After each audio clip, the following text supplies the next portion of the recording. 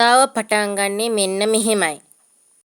1999 October 9 චීනයේ ෂැන්හායි නගරයේ රෝහලක ලස්සන නියුන් ගෑල් ළමයි දෙන්නෙක් ඉපදෙනවා.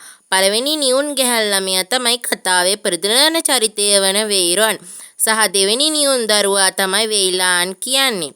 මේ දෙන්නා කුඩා කාලයේ සිටම එකට හැම වැඩක්ම කරයි. පාසලේදී වෙයිලාන්ට ජියන්සෙන් හමු වෙයි. ජියන්සෙන් කියන්නේ කතාවේ පිරිමි ප්‍රධාන චරිතය වෙත්. ඒත් එක්තරා දිනයක 2024 දී වෙයිලාන් අභිරහස් ලෙස මරණයට පත්වී. ජියන්සෙන්ට තම පෙම්වතිය සහ වෙයිරොන්ට තම සහෝදරියගේ මරණය පිළිගත නොහැකිව අඬයි. වෙයිරොන් මෙසේ පවසයි. ලාන් නැගිටින්න. ලාන් ඔයාට මැරෙන්න බෑ. ජියන්ෂෙන් හඬා වැළපෙමින් ලාන්ට මෙසේ පවසයි. ඒත් ලාන් දැන් මැරී ඇත. වෙයිලාන් කරුණාකර නැගිටින්න. මම ඔයාට ගොඩක් ආදරේ. අනේ කරුණාකර නැගිටින්න ලාන්. ආපසු සැරයක් වෙයිරොන්. ජියන් තමුස නිසා තමයි මගේ අක්කා මැරුණේ.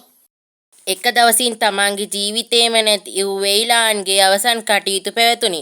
තවමත් වෙයිරොන්ට දරුණුවටම කම්පාවට පත් වී ඇත. වෙයිලාන්ගේ මරණය වී දැනට මාසයක් වෙයි. අද තමයි වෙයිලාන්ගේ සහ වෙයිරොන්ගේ උපන්දිනය. වෙයිරොන් මෙසේ පවසයි. අද අපි දෙන්නගේ උපන්දිනේත්. ඒත් අද ඔයා නෑ ඒක සමරන්න. මම ඔයාව මරපු කට්ටියගෙන් පලි අරන් ඔයාට යුක්ති ඉෂ්ට කරනවා. ජියන්ෂෙන් මෙසේ පවසයි වෙයිරොන් හට.